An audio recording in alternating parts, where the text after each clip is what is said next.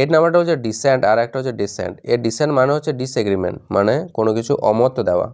দেয়ার ওয়াজ public dissent, এখানে কি ছিল, পাবলিকের একটা অমত ছিল।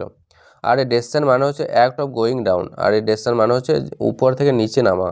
তার ডেসেন্ট ওয়াজ স্টেপ, যে উপর থেকে যখন নিচে নামলো ওটা একদম স্টেপ ছিল, মানে খাড়া ছিল।